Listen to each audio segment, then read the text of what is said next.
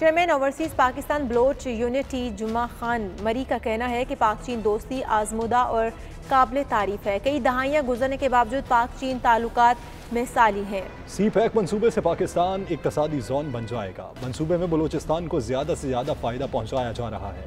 ان کا مزید کیا کہنا تھا، جانتے ہیں شاہد گھمن کی اس رپورٹ میں۔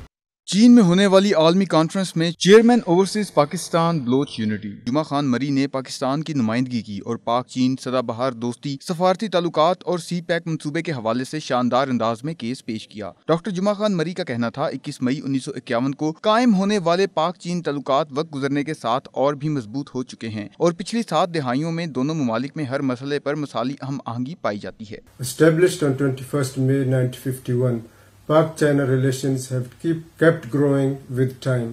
Although both countries have different political systems, follow different religions and are racially different, the bonds of friendship has become warmer and stronger with the passage of time. Doctor جمعہ خان مری کا کہنا تھا پاک چین دوستی محض بیان بازی نہیں بلکہ مشترکہ مفادات اور اصولوں پر مبنی ہے۔ ہر پلیٹ فارم پر دونوں ممالک نے ایک دوسرے کی بھرپور حمایت کی ہے۔ This is what we call all-weather friendship.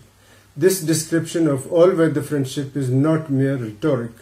It's based on shared principles and interests. Doctor جمعہ خان مری نے چین کے ون بیلٹ ون روڈ اور سی پیک منصوبے کو پاکستان کے لیے انتہائی مفید قرار دیا۔ ان کا کہنا تھا پاکستان چینی سرمایہ کاری سے جلد ہی خطے میں علاقائی تجارت کا مرکز اور گوادر، دبئی، ہانگ کانگ اور مکاؤ کی طرح اقتصادی زون بن جائے گا۔ Pakistan is going to become the hub of regional trade and connectivity, which are sure to grow rapidly in coming years.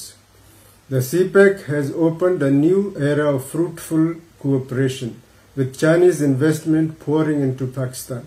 Chairman overseas Baloch unity کا کہنا تھا سی پیک منصوبے میں بلوچستان پر خصوصی توجہ دی جا رہی ہے۔ $60 بلین میں سے $40 ملین صرف بلوچستان کے لیے مختص کیے گئے ہیں۔ منصوبے کے مخالفین کو منہ کی کھانا پڑے گی۔ پڑھے لکھے بلوچ نوجوانوں کو سی پیک منصوبے میں شامل کر کے انہیں قومی دھارے کا حصہ بنایا جائے گا۔ CPEC has a portfolio of more than $60 billion, of which, according to one estimate, only $400 million have been allocated to Balochistan, mainly focused on development of Gwadar port.